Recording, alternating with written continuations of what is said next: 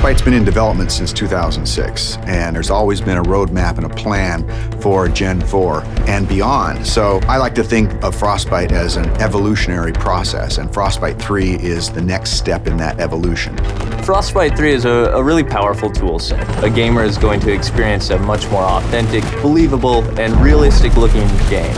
We have one unified program where you can create content that will run on everything from an iPhone to a next-gen console. And now it's really coming online and enabling the game designers to do way more than they've ever been able to do before. We spend significant effort on creating more dynamic and living environments. Before, they would have to go to a lot of work to make a tree feel like it swayed in the wind. Now we give them the tools to create the tree, and we let the game engine control how the wind affects that tree. Frostbite allows everything to work together. The waves on the beach, the wind blowing the whitecaps, even the clouds overhead all move consistently with the forces of nature. You might see an explosion go off, you'll see the trees nearby shake from the explosion. It's sort of subtle, but it creates this sense of seamless reality. So the large world coupled with a lot of people running around interacting with you really pays off in Battlefield 4. Destruction has always been a core feature of the Frostbite engine. It's the evolution of the way the environment is impacted by gameplay.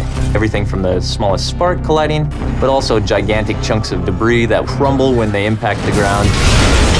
The guys on Battlefield 4 have been working on something called Levolution.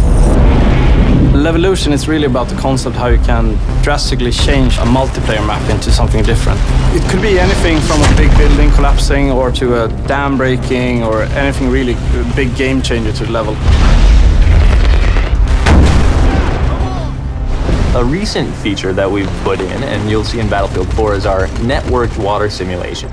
So what this means is all players will see the same wave in the same position at the same time. And this leads to some pretty exciting cat and mouse type of gameplay where you're ducking down and going up and you can kind of peek around as you drive in your boat.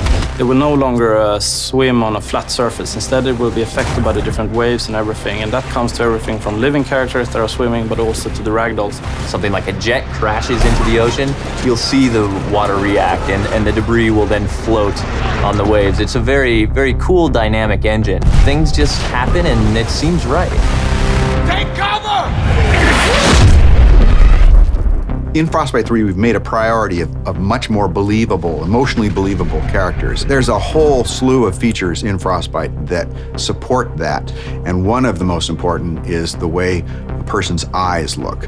The way we render characters is better than ever before. We're doing subsurface scattered models. We have parallax animation in the iris. You'll notice it looks like a real eye. You'll back me up, right? Frostbite 3 is so much more powerful than any engine I ever used before. And it's not just the specific features and the framework, it's the fact that we're collaborating with other teams around the world. In the past, before we had the Frostbite team, we were building a new engine every time and we were kind of stumbling constantly. Now, to have the team here to focus on new releases with new goodies means that we as a team can focus on the creative side to deliver better games, better experiences. Today it's used by a lot of different genres, so everything from racing games to real-time strategy games and RPGs. So in Battlefield 4, when the building collapses, the dust starts expanding, the debris is falling, the sparks are flying, the boats are ramping off of waves, all of this is because of Frostbite 3.